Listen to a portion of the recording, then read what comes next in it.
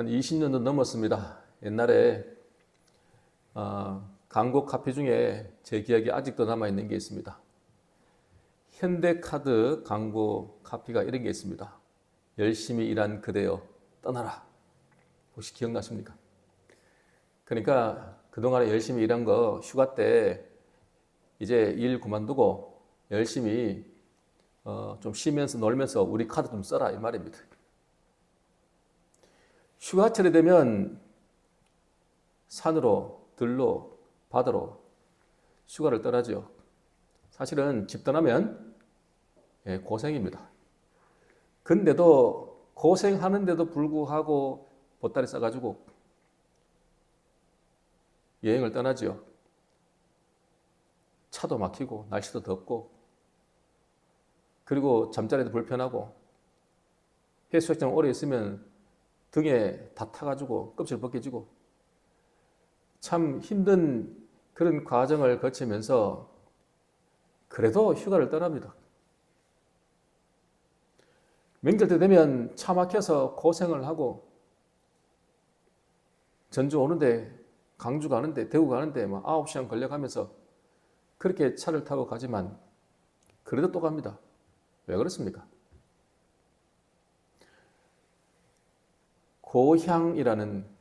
고향을 찾아가는 그 마음이 그런 힘든 게 있어도 가는 겁니다.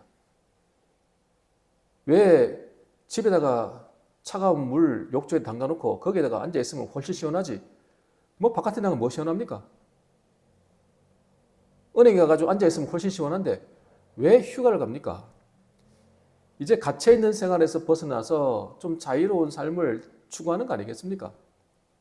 근데 만약에 여러분 그렇게 휴가를 떠나서 그렇게 여행을 가는데 그 여행이 잠깐 3박 4일, 7박 8일 그렇게 하고 돌아오는 게 아니고 그게 계속된 삶이라면 어떻겠습니까? 나그네의 삶이 계속된다면 여러분 그걸 원하겠습니까? 3박 4일은 여행 가도 30년, 40년 여행 간다 그러면 그 여행이 즐거운 여행이 된다는 겁니다. 나그네의 삶을 좋아하는 사람은 없습니다. 근데 우리의 인생길은 나그네 길이라고 합니다. 야곱이 고센 땅에 왔습니다. 거기서 요셉을 만나고 기쁨과 감격의 눈물을 흘렸습니다. 근데 이 고센 땅에 사는 이 430년의 삶은 나그네의 삶입니다. 야곱이 떠나올 때부터 그 나그네의 삶이 시작된 겁니다. 좀 더 엄밀히 보면 사실은 야곱이 형을 피해가지고 바단 아람으로 도망갈 때부터 이미 나그네 삶이었습니다. 나중에 야곱은 깨달았습니다. 내가 고센 땅으로 출발할 때가 나그네의 삶이 아니고 내 형을 피해가지고 바단 아람을 갈 때 그때부터 나그네의 삶이 아니라 내가 태어나면서부터 나그네의 삶이었구나라는 걸 깨닫습니다. 나중에 바로 앞에 서가지고 네 나이가 얼마냐 그러니까 야곱이 이렇게 말합니다. 내 나그네의 세월이 130년입니다. 나 130년 살았는데 130살인데 내 나그네의 삶이라는 거야. 다시 말해서 130년 전체가 나그네의 삶이었다라는 거예요. 우리의 인생길이 나그네였다라는 것을 아는 것이 참 중요합니다. 그러면 이 나그네의 삶이 고난의 삶밖에 없을까요? 나그네 삶은 우리에게 항상 좋은 일만 일어나지 않습니다. 고난도 따가우고 그리고 어려움도 있고 물론 좋은 시절도 있죠. 그 과정을 다 거쳐서 살아가는 겁니다. 광야의 인생길이 우리의 나그네 인생길 아닙니까? 오늘 야곱이 고센 땅에 와서 살아가는 그의 삶과 이집트에서 총리로서 요셉이 살아가는 이 삶을 보면서 하나님의 신실한 청지기로 살아가는 게 어떻게 사는 것인지 오늘 우리에게 주시는 하나님의 메시지를 듣기를 원합니다. 첫 번째입니다. 나그네로 살아가는 청지기가 되어야 합니다. 한번 따라합시다. 나그네로 살아가는 청지기가 되어야 합니다.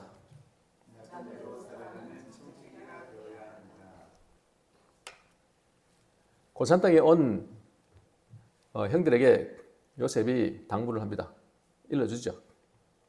형들, 아마 이제 바로왕 앞에 가면은 바로왕이 물어볼 거예요. 직업이 뭐냐고. 그러면 이렇게 말하세요. 우리는 원래 목축하는 사람인데 우리 가족들이 다 같이 일로 왔습니다. 그렇게 말하고 우리가 여기 살게 해주세요. 이렇게 말해라. 그렇게 일러주죠. 그리고는 형들 중에서 엉뚱한 소리 할 사람 빼고 5명만 딱 추려가지고 데리고 바로 앞에 있습니다. 역시나 바로가 물어보죠. 너희들 생업이 뭐냐? 그러니까 우리가 원래는 가나안 땅에서 목축을 치던 사람이었는데 거기서 풀 먹일 것도 없고 먹을 양식도 없어서 우리가 이곳으로 왔습니다. 우리에게 여기 살게 해주세요. 이렇게 이야기합니다. 그렇게 이야기한 이유가 뭐냐면은 이집트 사람들은 목축하는 것을 가증했기 때문에 가까이 안 한다는 거예요. 멀리 떨어뜨려 둔다는 거예요. 그래서 고센 땅을 아예 요셉은 딱 찍었습니다. 거기는 풀도 많고 목축하기 좋거든요. 그뿐 아니라 거기가 풀이 많고 좋은 땅일 뿐 아니라 가나안으로 돌아가기도 좋은 땅입니다. 가까운 땅이거든요. 이스라엘과.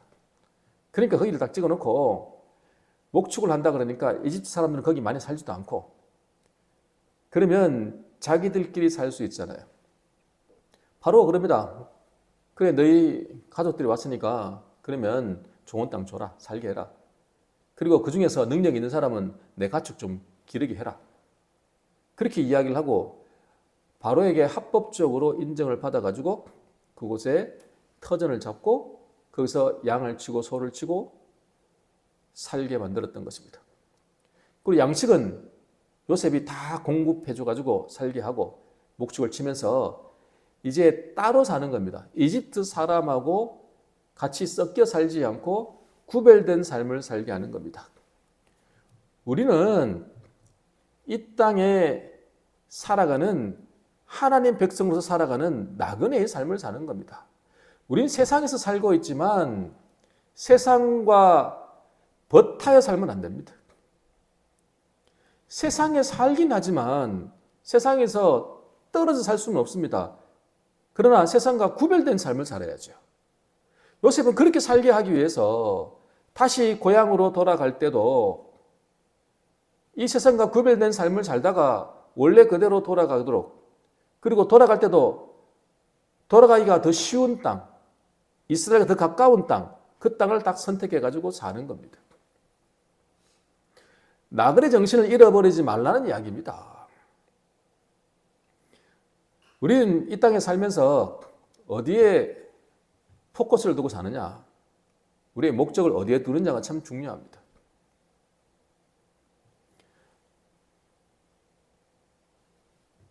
아브라함과 이삭과 야곱이 공통점이 하나 있습니다. 아브라함도 그랬고 이삭도 그랬고 야곱도 그랬고 다 아들을 잃었다가 찾습니다. 하나님께서 아브라함에게 이삭을 바치라고 그랬습니다. 그래서 제단을 찾고 그 위에다 올려놓고는 칼로 내리치는데 하나님께서 아브라함아 아브라함아 그리고는 말리시고 그 이삭 대신에 걸려있는 순양을 바치겠습니다. 이미 칼을 내리칠 때는 이삭은 이미 죽은 겁니다. 그런데 하나님이 도로 찾게 해주셨죠. 이삭도 아들 야곱을 잃어버렸습니다. 야곱이 이삭을 만나게 되는 건 헤브론에 돌아와서 만나게 되는 건 근 30년 후입니다. 30년 동안 아들을 못 봤습니다. 자기가 죽을 때까지 아들을 못 볼 수도 있었습니다. 감사하게도 야곱이 무사히 돌아와서 죽기 전에 이삭이 야곱을 보게 됩니다. 야곱도 마찬가지입니다. 요셉을 잃어버렸습니다. 22년간 잃어버렸습니다. 죽은 줄 알았습니다. 근데 버젓이 살아가지고 그것도 이집트의 총리 대신 돼가지고 자기가 고센 땅에 살 수 있도록 앞으로 흉년을 살 수 있도록 터전을 만들어 주었습니다.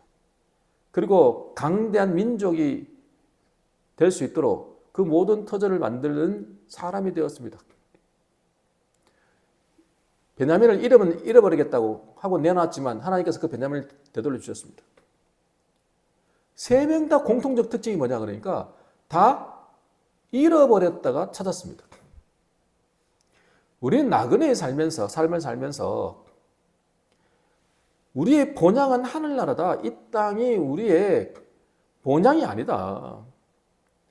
이 땅에 사는 것은 나그네일 뿐이다. 그러나 우리가 이 나그네의 삶을 끝내면 어디로 가요? 예, 하늘나라로 가는 겁니다. 그거를 꿈꾸고 사는 사람, 그런 사람에게 모든 걸 다 잃어버렸다 하더라도 하나님 다시 도로 되찾게 해주실 거라는 거예요. 또 놀라운 하나님의 섭리를 또 봅니다. 야곱은 요셉을 17년간 기릅니다. 그리고 아들을 22년간 잃어버렸습니다. 130살에 야곱이 요셉을 만납니다. 그리고 야곱이 몇 살에 죽는지 아십니까? 147세에 죽습니다. 여러분 147세에다가 130을 빼면 몇 살이 됩니까? 몇 년이 됩니까? 17년이 됩니다. 다시 말해서 야곱은 요셉을 17년간 길렀더니만 나중에 요셉이 야곱을 복량하는데 17년 동안 복량합니다. 뭘 느낍니까? 야곱이 17년 동안 요셉에게 사랑을 베풀어 가지고 그렇게 헌신적으로 사랑으로 길렀는데 나중에 요셉이 야곱을 17년간 헌신적으로 복양하고 섬깁니다. 되돌려 주시죠. 나그네의 삶을 사는 사람, 우리가 하늘나라 백성으로서 이 땅에 나그네로 살아간다는 사실을 잊지 않고 영원한 하늘나라 우리의 본향을 기억하며 살아가는 사람, 그 사람에게 하나님께서 다시 어떻게 한다? 되돌려 주신다는 사실을 여러분 기억하시기를 간절히 축원합니다. 우리 마지막 두 번째입니다. 신실하게 섬기는 청지기가 되어야 합니다. 한번 따라합시다. 신실하게 섬기는 청지기가 되어야 합니다.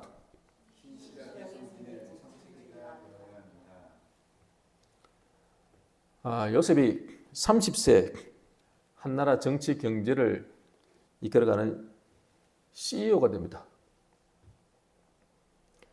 아니 이렇게 젊은 사람이 노예로 있다가 하루아침에 이렇게 지도자가 될 수 있습니까?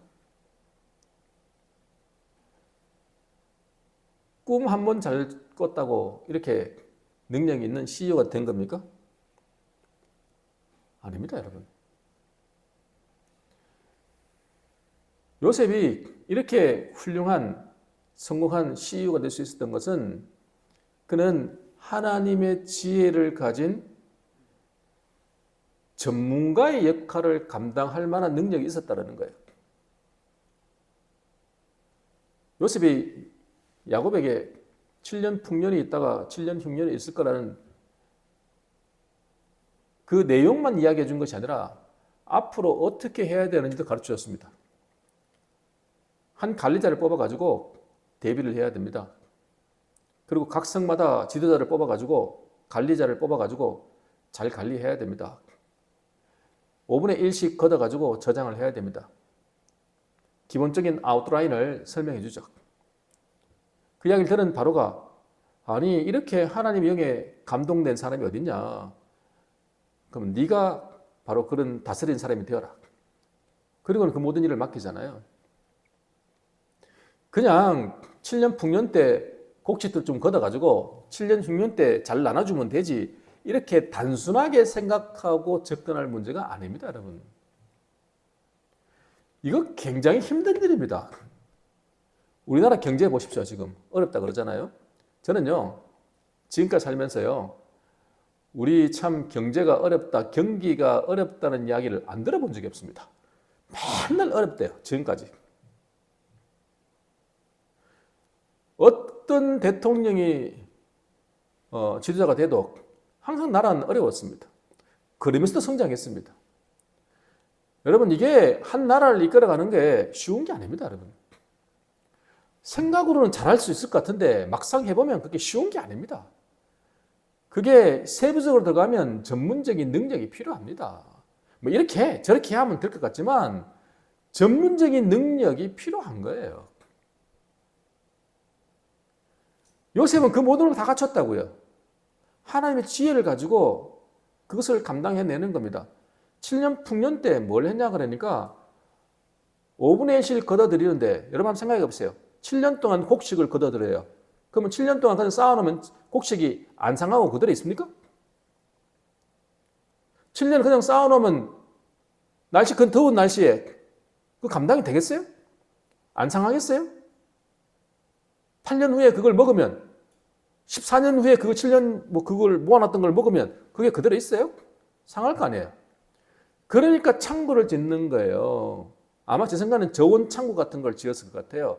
오래 견딜 수 있도록 창고를 짓고 그리고 풍족하게 살고 있으니까 원래는 세금을 한 10% 내는데 좀 더 걷는 거죠. 20% 걷어서. 그래도 내는 거예요. 백성들이. 왜? 돈 많으니까. 양식을 많이 벌어들였으니까. 그러니까 내는 겁니다. 국가가 정책을 펼치면 그걸 따라가는 거죠. 여유가 있으니까. 그래서 그걸 다 모아가지고 그렇게 저장하고 그거는 흉년 때 나눠주는 것보다 좀 쉽습니다. 흉년이 시작돼가지고 그걸 나눠줘야 되는데 그게 쉽나요? 어렵습니다. 단계적으로 잘 나눠줘야 되는 겁니다. 앞으로 7년을 살아야 되는데 우리나라 사람만 살리는 게 아니라 전 세계 각국에서 사람들이 찾아오는데 그 사람들은 나몰라 합니까? 얼마나 적당하게 잘 배분을 해야 되는지 모릅니다. 한 번도 안 해본 사람들이 이걸 어떻게 합니까? 요셉은 이미 다 알고 그거를 체계적으로 하는 겁니다. 우리가 예수 믿는 사람이라고 신앙심만 있고 믿음만 있고 다른 세상적 그런 능력이 전혀 없고 일도 못하고 능력도 없다 그러면 되겠냐고요. 한 나라의 장관이 되고 대통령이 되고 지도자가 되는데 마음만 좋아서 되겠냐고요. 관리할 능력이 되는 사람을 세워야 되는 거지. 하나님은 요셉을 그렇게 세운 거예요. 능력을 갖췄다고요. 우리 예수 믿는 사람도 마찬가지입니다. 엑스퍼트가 돼야 돼요. 프로페셔널이 돼야 돼요. 그래야 쓰임 받지요. 근데 자기가 능력 있다고 자기를 위해 살았냐? 그렇지 않았다라는 거예요. 어려워지니까 사람들이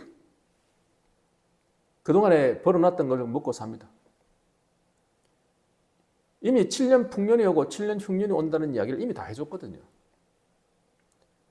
바로도 알고 바로 신하들도 압니다. 그러면 그 소문이 흘러가서 백성들은 모를까요? 다 압니다. 그러니까 앞으로 흉년 올 거다. 그래서 나름대로는 대비를 했어요.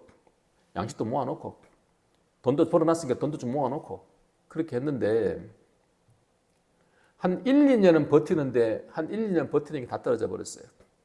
그래서 어떻게 해요? 자기가 쌓아놨던 돈 가지고 사는 거예요.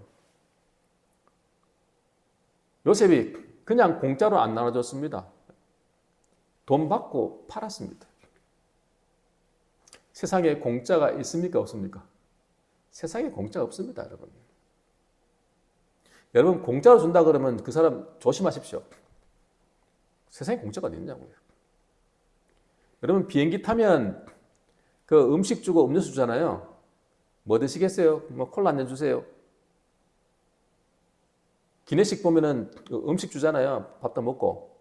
근데 어떤 사람은 그 기내식 주는 것이 돈 받는 줄 알고 안 먹는 거예요. 다 공짜거든요.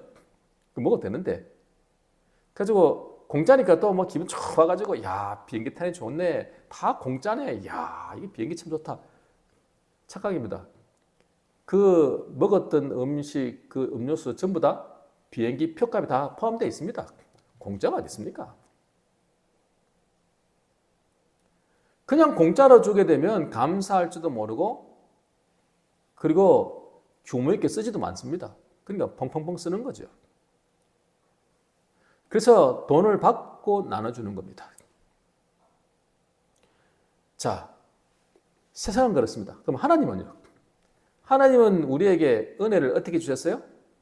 값없이 주셨어요. 그죠? 값없이 구원의 은혜를 주셨어요. 근데 우리가 또 착각합니다. 아, 그러니까 하나님께서 값없이 우리에게 은혜를 부어주셔서 우리를 구원받게 해줬으니까 그냥 우리가 공짜로 구원받는 거나 아닙니다, 여러분. 제가 성경 하나 읽어드릴게요. 이사야 55장 11절입니다. 이사야서 55장 11절 말씀. 오호라 너희 모든 목마른 자들아 물로 나오라 돈 없는 자도 오라 너희는 와서 사 먹되 돈 없이 값없이 와서 포도주와 젖을 사라.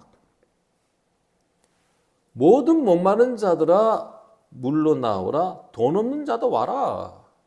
근데 돈 없는 자도 와서 사 먹으라고 말씀하시면서 값없이 와서 포도주와 젖을 사라. 그러니까 어떤 의미냐면 이런 거예요. 마트를 하나 열었는데 거기다가 물도 있고 포도주도 있고 우유도 있는 거예요. 그걸 쫙 깔아놓고는 사 먹어라. 돈 없는 사람도 사 먹으세요. 가난한 사람도 와서 사 먹으세요. 가진 거 없는 사람 상관없이 다 사오세요. 오세요. 다 사 드세요. 이렇게 말을 하거든요.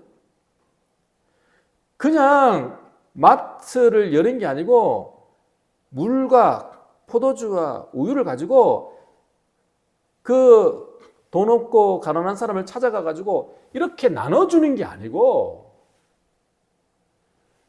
물과 포도주와 우유를 마트에 진열을 해놓고 와서 사 먹으라고 말하는 겁니다. 근데 어떻게 사 먹어라? 값없이 사 먹어라.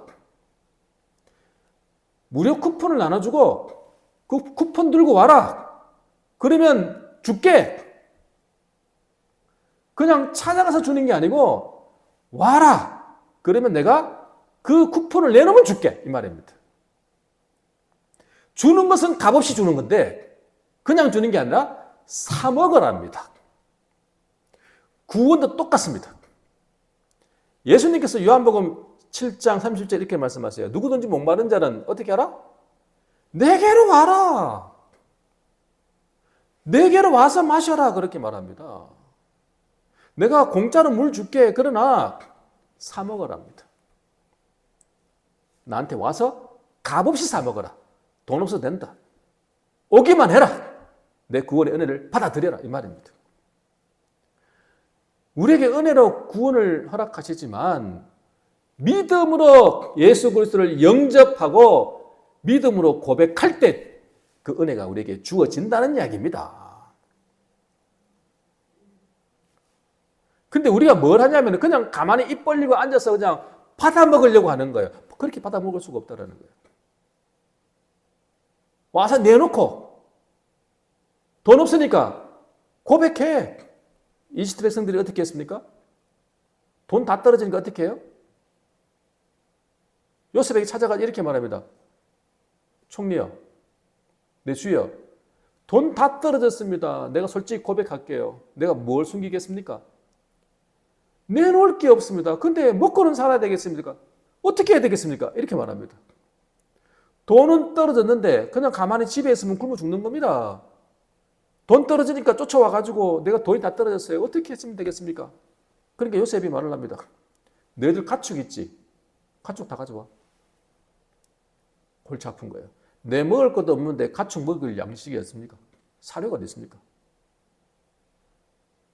그러니까 가축을 갖고 오니까 한 해 동안 먹을 양식을 줬습니다. 1년치를 준 겁니다. 그럼 1년 다 먹었습니다. 흉년이 얼마나 되죠? 7년이잖아요. 한 2년은 자기들이 버텼어요.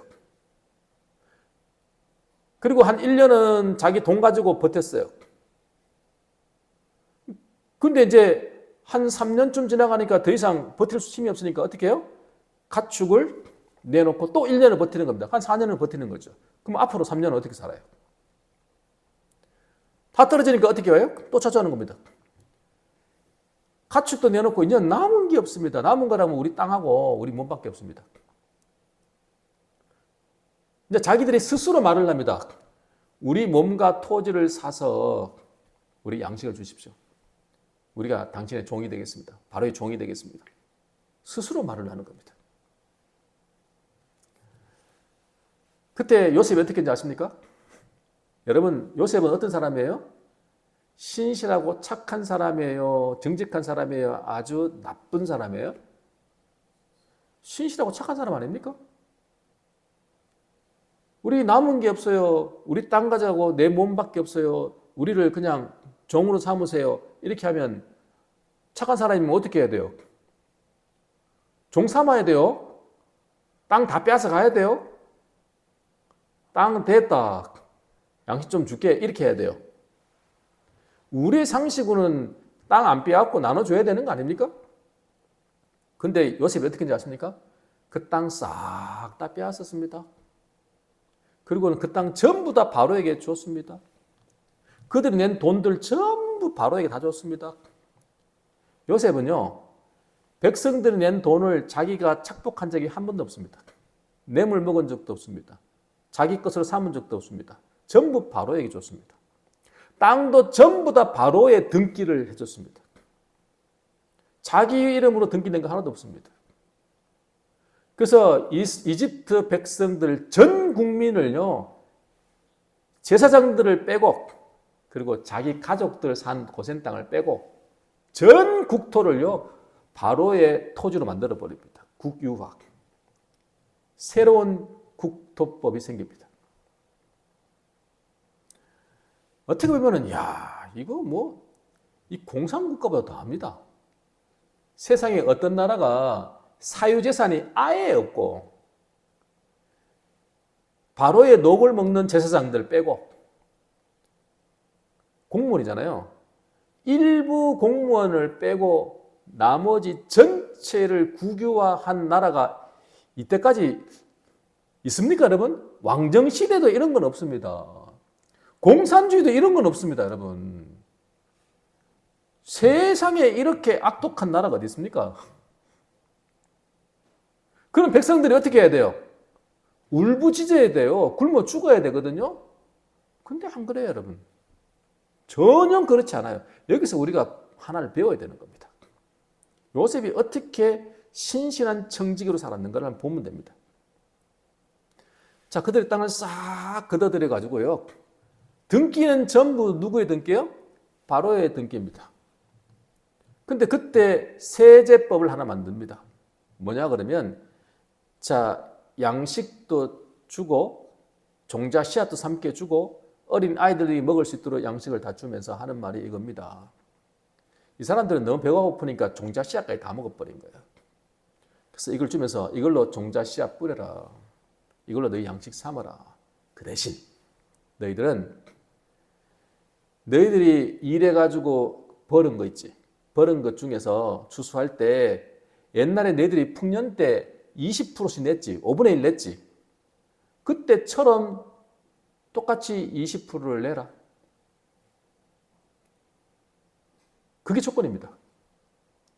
다시 돌려줍니다. 소유 등기만 바로가 갖고 있는 거지. 실제로 그 땅을 차지해서 농사 짓고 누리고 먹고 사는 거는 옛날 풍년 시대와 똑같습니다, 여러분.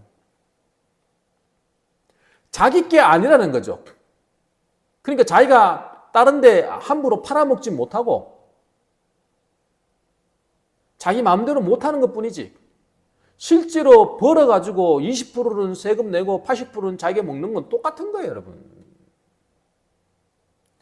개념만 바꾼 거예요. 소유의식만 바꾼 거예요. 딱 하나 다른 게 뭐냐면 옛날하고 똑같은데 소유권이 있냐 없냐라는 거예요. 옛날에는 내 거라고 생각하고 살았고 이제는 내 게 아니다라고 사는 거예요. 저와 여러분이 구원받고 뭐가 달라졌습니까? 구원받기 전에는 여러분에게 주어진 모든 돈이 내 거라고 생각했습니다. 그래서 내가 번 내 거 중에서 일부분을 하나님 앞에 헌금을 드리니까 조금 많이 드리면 어깨가 올라가는 거예요. 왜요? 내가 많이 드렸으니까. 그리고 막 아까운 거예요. 왜 그래요? 내 거 드리니까. 내 거를 하나님 앞에 드리니까 하나님 앞에 생색을 내는 거지요. 근데 우리가 구원받고 하나님 은혜를 알고 난 뒤에 뭐가 바뀌었어요? 나에게 주어진 모든 재물이 내 것이 내 게 아니고 누구 거요? 하나님의 것인 거예요. 하나님 나한테 맡겼네? 그 중에서 10%를 하나님께 다시 되돌려 드리라 그러네? 그래서 되돌려 드리는데 거기서 뭐 생색을 내고 내가 바로한테 뭐 좋니 안 좋니 그런 이야기를 할까요 안 할까요? 안 하는 겁니다. 뭐가 바뀐 거예요? 소유의식이 바뀐 거예요. 예수 믿기 전에는 이게 내 거라는 소유의식을 가졌는데 예수 믿고 난 뒤에 은혜를 알고 난 뒤에 뭐가 바뀌어요? 이게 내 게 아니라는 거예요. 누구 거예요? 하나님의 것이라는 거예요. 근데 예전에 사는 삶이나 지금 삶이나 어때요? 똑같아요. 바뀐 게 없어요. 그러면 요셉이 폭정을 행한 겁니까? 아니라는 거예요. 오히려 바로의 소유고 국가 땅이니까 그 땅을 만약에 문제가 생기고 자연재해가 생기고 그런 일이 생기면 누가 관리해줘요? 만약에 농사짓다가 피해를 입으면 국가가 책임을 지는 거지요. 책임은 누가 져서요? 국가가 다 져주고. 내가 벌어가지고 쓰는 거는 내가 다 하고 옛날하고 똑같아요. 사실은 이집트 백성은요, 예전보다 더 좋아지는 거예요. 먹고 사는 문제는. 단지 소유의식만 없는 거지. 소유권만 없는 거지.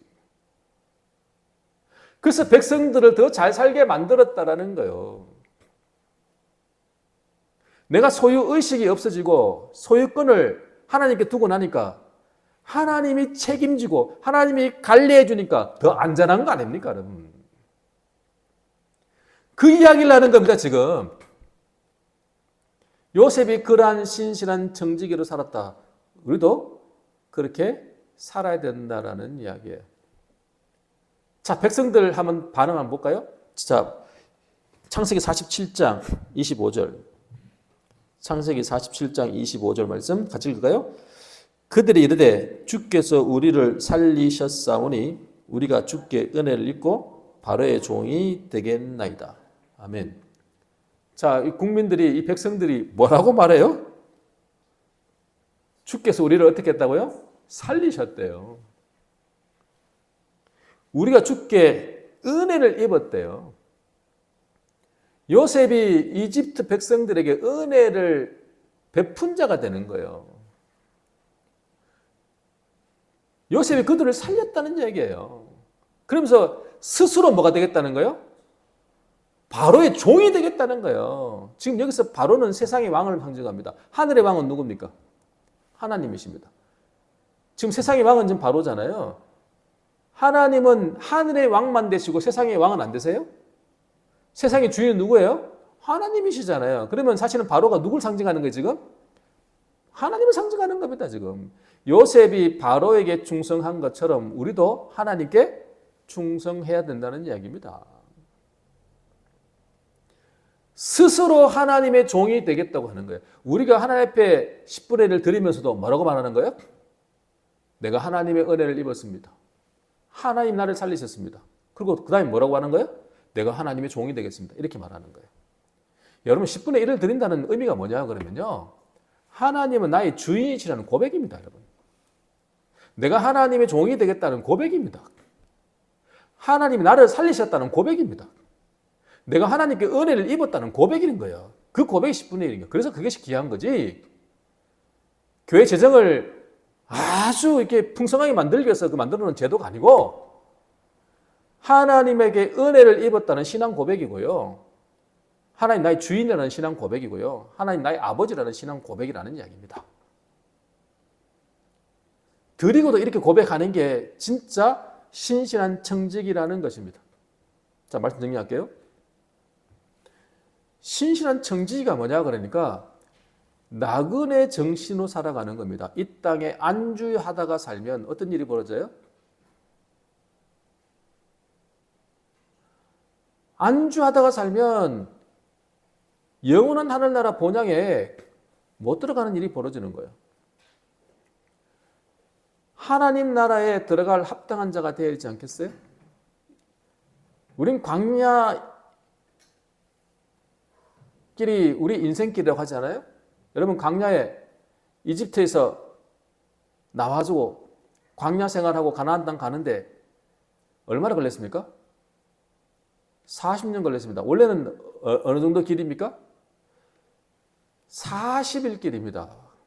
40일이면 충분히 가나안 땅에 들어갈 수 있는 길인데 40년 걸렸습니다. 방황했습니다. 방황만 했으면 괜찮아요. 결국은 가나안 땅에 들어가면 좋은데 불평하던 사람들은 어떻게 됐습니까? 다 죽었습니다. 들어가지도 못하고 죽었습니다. 여러분 나그네 정신으로 사는 사람은 항상 어디에 꿈과 소망을 둬야 돼요? 예, 우리의 본향, 하늘나라의 본향에 우리가 소망을 두면 이 나그네 삶이 그렇게 힘들지 않습니다. 우리가 들어갈 집이 있으니까. 근데 이게 전부라고 생각하면 너무 힘들고 어렵습니다.